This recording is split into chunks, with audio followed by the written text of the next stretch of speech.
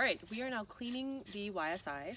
So to do that, we've removed everything from the housings already and done like a manual cleaning on those. So I recommend having a toilet brush in your kit and just making sure you're cleaning off all the biofilm or algae or sediment or just general gunk that can accumulate on there.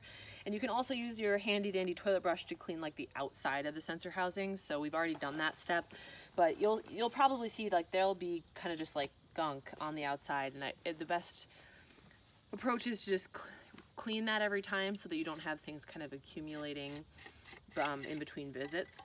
So you'll take off your guard, and so the cleaning for this is really quite basic. You'll just take a clean Kim wipe and you will get it wet and then very gently just wipe the surface of the sensors to get anything that the wiper isn't catching.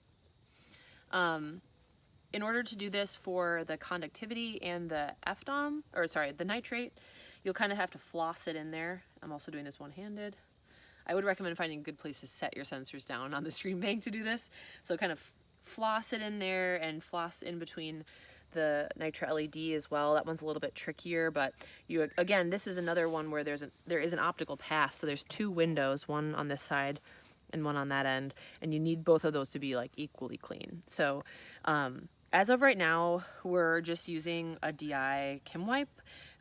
We don't have an additional cleaning solution recommended yet, but over time we may need to watch and decide if specifically the nitro LED needs to be cleaned with a more aggressive solution. So, and actually you can see this is really helpful that our wipers are going right now. So we recommend that at every maintenance visit, it's actually really helpful and important to watch the wipers go once to make sure that they're wiping as they should and aren't systematically missing things. So we actually noticed, oh, that one was a little bit better. So we had noticed that this one wasn't maybe wasn't fully wiping our FDOM sensor, and that's something that you can actually adjust in water quality data portal.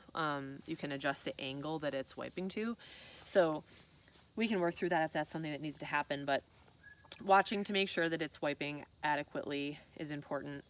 And that also would go for the S-can as well. And for both, another thing is just making sure the alignment is good. So making sure that it's, touching the tops well and it's not knocking against things that it shouldn't.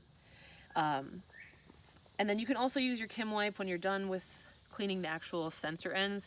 Just kind of wipe down like the outside of these sensors. Like again, if we have biofilm, essentially already growing on here, it's easier for it to take hold before the next visit. So always try and, you don't have to go totally crazy, but, just cleaning things off.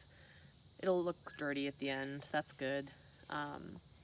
But really it's just Kim wipes, DI water, and ethanol and Q-tips for the S-can.